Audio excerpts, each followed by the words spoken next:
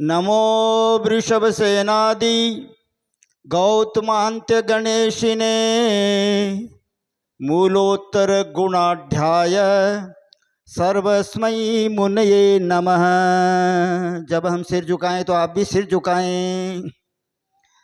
गुरु भक्त्या वयं सार्ध द्वीप द्वितयवर्तिनः वन्दामहे त्रिसंख्योन नवकोटि मुनीश्वरान्।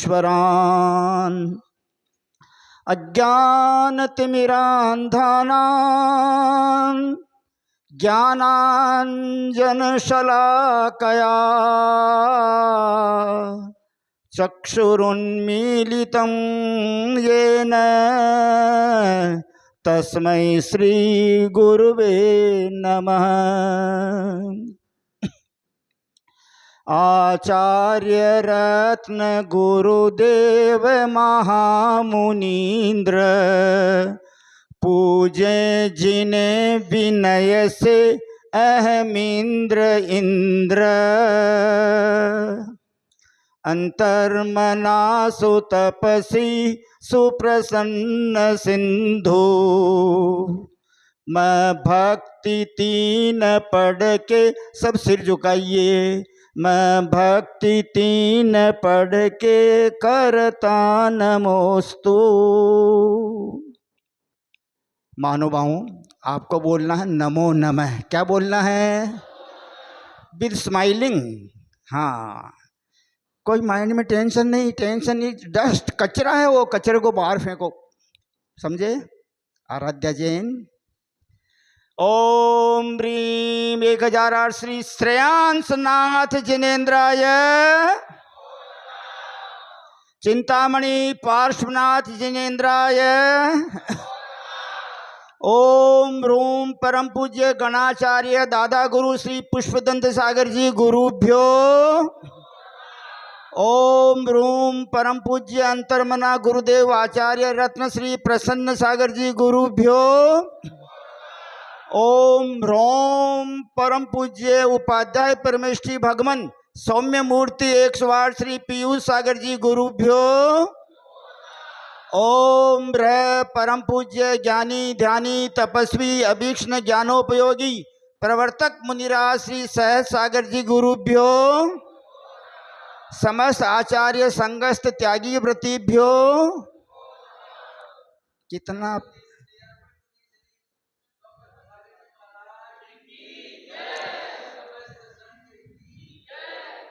कितना पवित्र, कितना प्यारा पूनम का दिन। पूनम चंद्रमा सुशोभित होता है और श्रेयांसनाथ भगवान का मोक्ष कल्याणक दिवस। सिर्फ 3 मिनट में श्रेयांसनाथ भगवान के बारे में बताएंगे आपको। जैसा जिन आगम में लिखा है, पूर्व जन्म में एक राजा थे जिनका नाम था नलिन प्रभ। क्या नाम था? जैसे अभी अपना ये पूर्व जन्म लिखा जाएगा बाद में इतिहास में। अंतर्मना गुरुदेव आचार्य प्रसन्न सागर महाराज ने तपस्या की, सिंह निष्कृत व्रत किया, ये किया, वो किया, इतिहास ऐसे ही लिखा जाता है। उस नलिन प्रभ राजा ने वैराग्य प्राप्त होने के कारण जिन दीक्षा ले ली, मुनि दीक्षा। क्या समझे? बोले कि कुछ भी नित्य रहने वाला नहीं है श्रेयस। जो बात आज है वो कल नहीं है। मामा जी ने देखो आज कितना रंग ला दिया, और मौसम ने भी कितना प्यारा सुहाना मौसम बनाया, किसी को गर्मी नहीं होने दी। उन नलिन प्रभ राजा ने मुनि दीक्षा लेकर के तपस्या प्रारंभ की और शास्त्राभ्यास किया। 11 अंग पढ़ लिए। कितने अंग पढ़ लिए? 11 अंग होते हैं। 11 अंग 14 पूर्व के धारी उपाध्याय परमेष्ठी भगवान होते हैं। और उन्होंने 16 कारण भावना भाकर तीर्थंकर प्रकृति का बंध किया। जैसे गुरुदेव ने कल बताया, 3 एकम 16 कारण पर्व में 3 एकम आना जरूरी है। कल एकम है, कल से शुरू है प्रतिपदा। भाद्रपद बदी, कल से भाद्रपद शुरू हो जाएगा। और फिर शुक्ल पक्ष की एकम, और फिर आश्विन कृष्णा एकम। 3 एकम के बाद पारणा होगा 16 कारण करने वालों का 9 तारीख के दिन। 9/9/2025 को 16 कारण का पारणा होगा। उन मुनिराज ने 16 कारण भावना भाग के तीर्थंकर प्रकृति का बंद किया और अच्युत स्वर्ग में 16वें स्वर्ग में पुष्पोत्तर विमान में इंद्र बने, और वहां से आकर 11वें तीर्थंकर श्रेयस, उनका नाम क्या था भगवान का? 1008 श्री श्रेयांसनाथ भगवान, उनका जन्म हुआ। तीर्थंकर प्रकृति के जितने कार्य वो सब कार्य संपन्न किए। उनके समूह शरण में 6500 केवल ज्ञानी थे, इतने अरहंत उनके समूह शरण में थे। 84 लाख वर्ष की आयु थी। कितनी आयु थी? हाँ, अपने तो 84 भी हो जाए तो भी बहुत उम्र हो गई। और 80 धनुष ऊंचाई थी शरीर की। मुनि दीक्षा लेने के बाद 2 वर्ष तक छद्मस्त अवस्था में रहे और बाद में उनको केवल ज्ञान प्राप्त हो गया।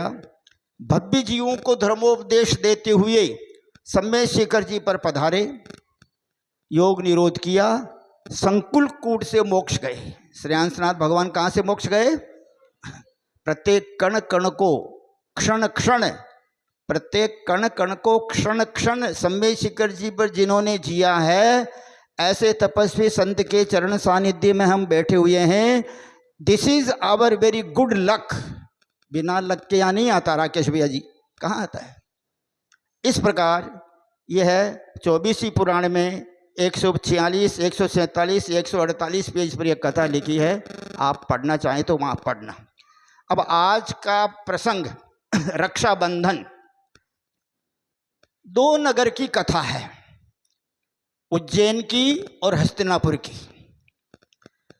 उज्जैनी शास्त्रों में नाम आता उज्जैनी नगरी, क्षिप्रा नदी के पास, मालव देश अब मध्य प्रदेश हो गया। मध्य प्रदेश में उज्जैन नगर, जहाँ पर महाकाल मंदिर है, तीर्थ है वहाँ का।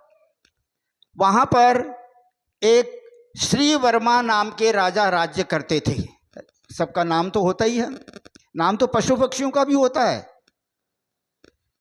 Animals and birds also have their names, but we do not know, only God knows किसका क्या नाम है, किसका क्या नाम। जैसे हाथी का नाम त्रिलोक मंडन हाथी था। कबूतर कबूतरी के भी नाम होते हैं। ये गिलास है, ये चम्मच है, ये पेन है, ये घड़ी है, ये नाम किसने रखे? ये कान है, ये आँख है, किसने रखे नाम? अनादिकाल से चले आ रहे हैं।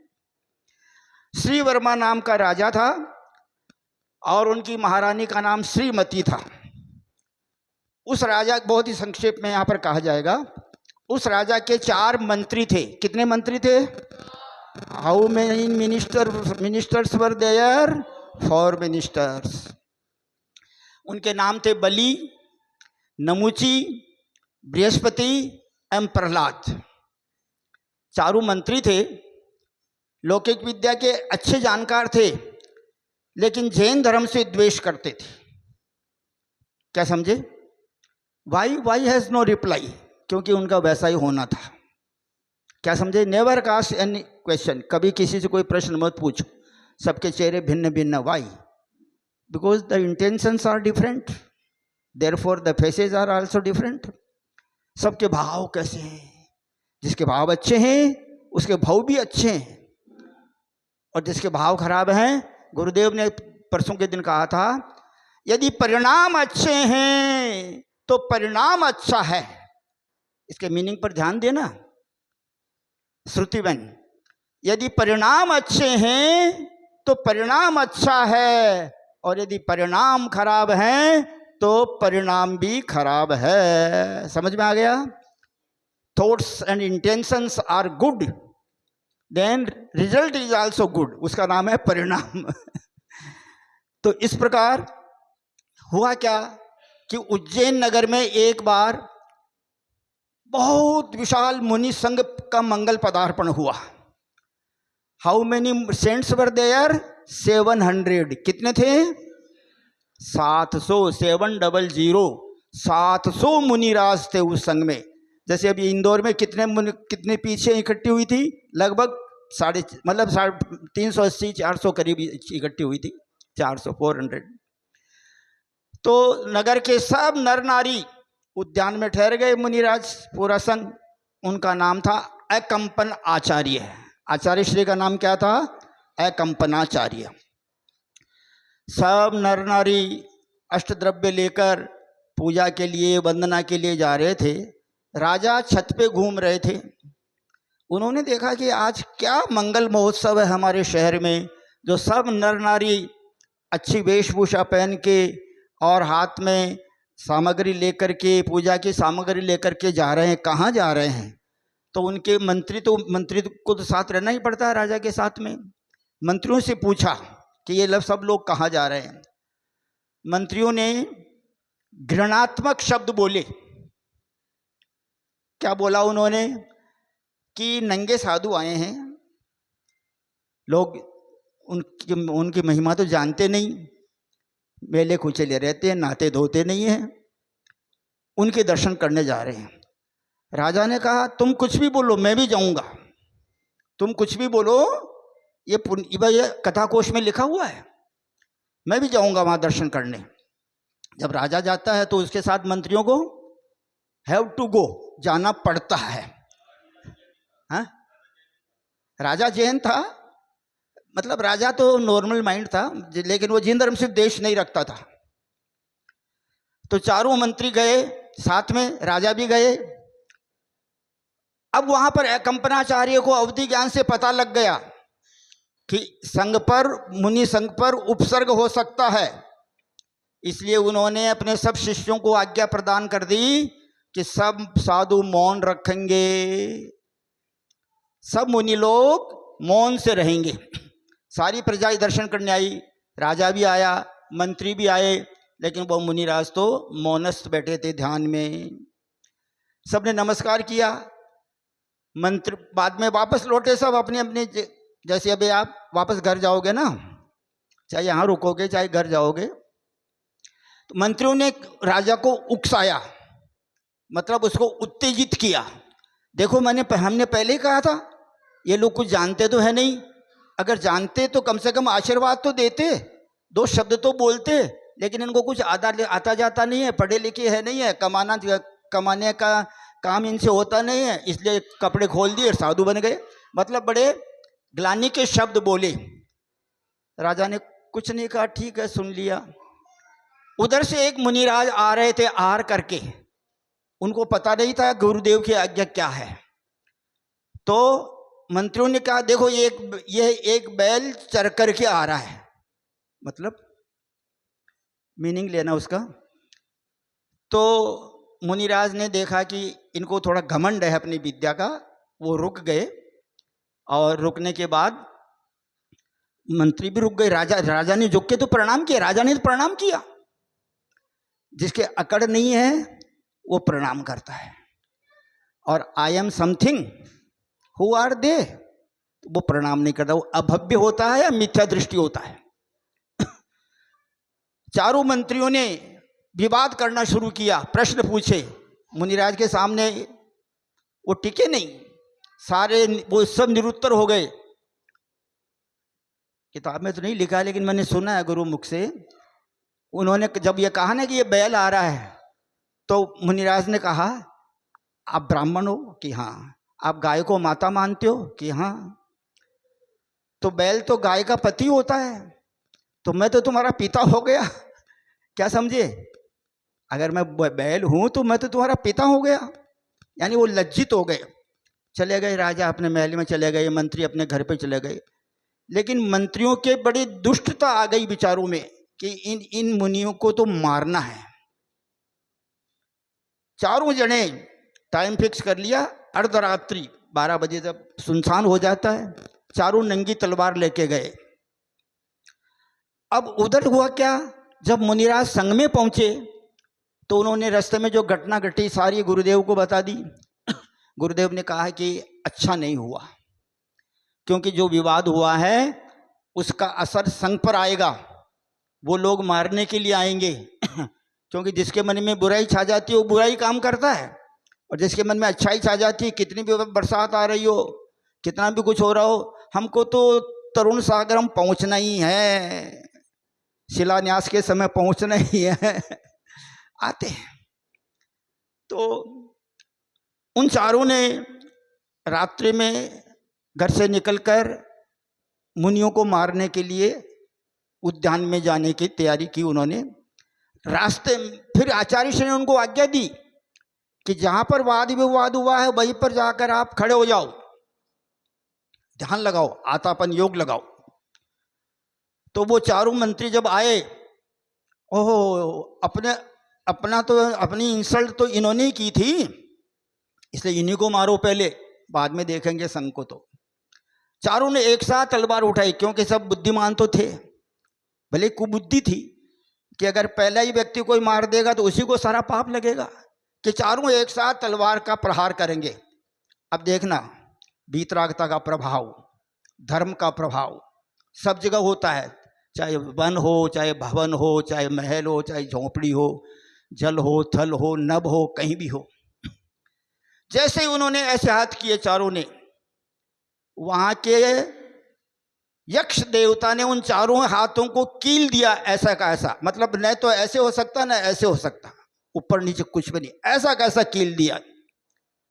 सवेरे लोग आए, देखा कि ओहो, ये चारों मंत्री, ये मंत्री हैं और ऐसा काम करने के लिए तैयार हुए हैं सब। और राजा को सूचना दी, राजा भी आए, आकर के राजा जो है उनको दंडित करना चाह रहा था। तो उसी समय मुनिराज ने अपना योग ध्यान समाप्त किया, सामान्य रूप में बैठ गए और कहा कि यहाँ पर जो भी यक्ष देवता हैं उनसे मेरा कहना है कि इन चारों मंत्रियों को मुक्त कर दो।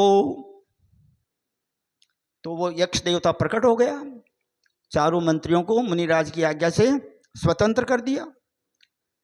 राजा ने सब प्रजा ने उसको धिक्कारा।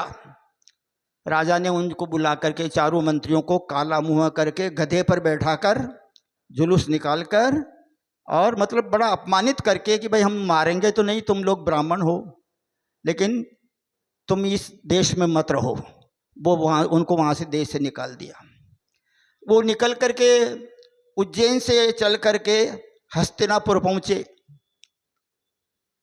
6 महीने में पहुँचे, टाइम लगता है। अब इधर उधर भटकते थे। अब वो सीधे राजा के पास गए, वहाँ पर राजा थे, उन राजा का नाम था पद्मराज। क्या नाम था? कि राजन, हम लोग पढ़े लिखे हैं, कोई नौकरी हो तो हमको दे दो। ठीक है, आप रहो। उन चारों को अलग अलग नौकरी दे दी। राजा रात दिन दुबला पतला हो रहा था।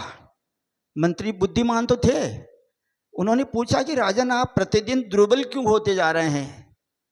कि एक राजा है, वो सिंहबल नाम का राजा है, वो मेरा प्रतिद्वंद्वी है, वो मेरे को परेशान करता रहता है, तो अगर आपकी आज्ञा हो तो हम उसको बांध करके आपके चरणों में लाके रख दें।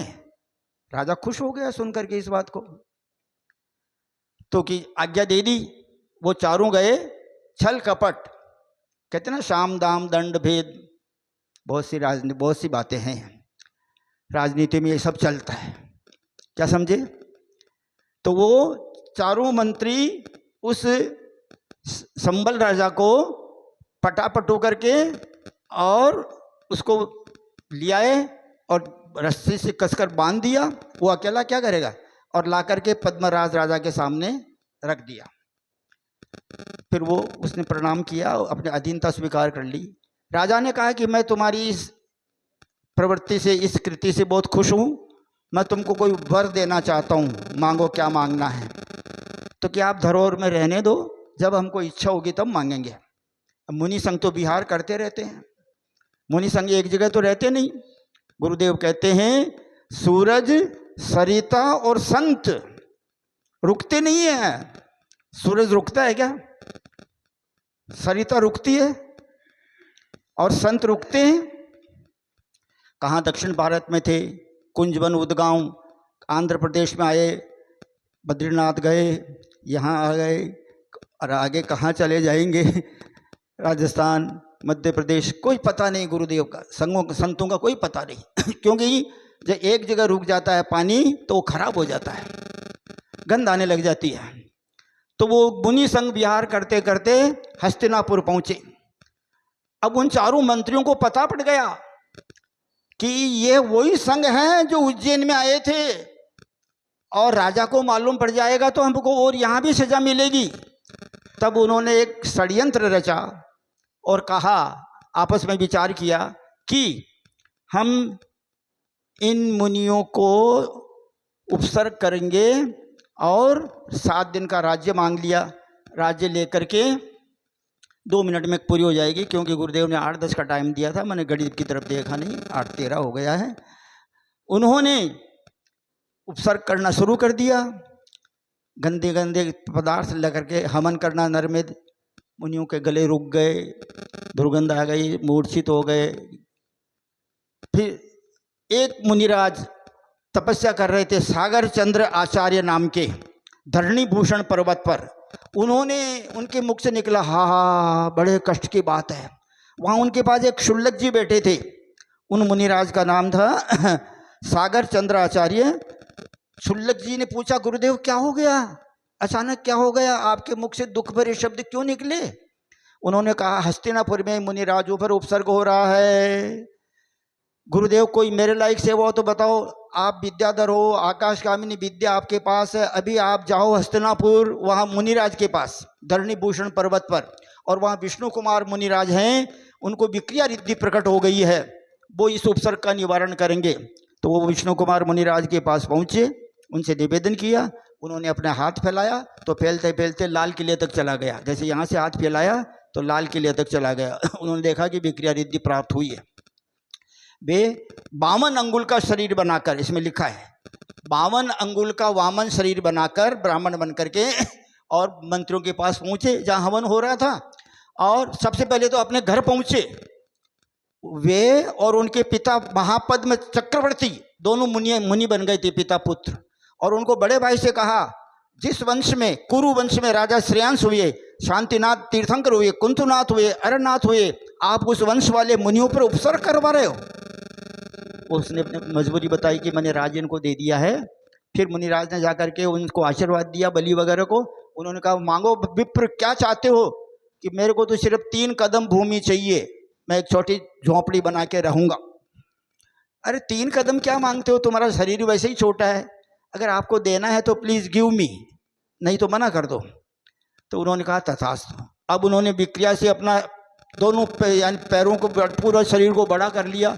एक पैर रखा मानुषोत्तर पर्वत पर, एक पैर रखा सुमेरु पर्वत पर, एक जम्बू द्वीप में, एक मानुषोत्तर यानी 2.5 द्वीप में।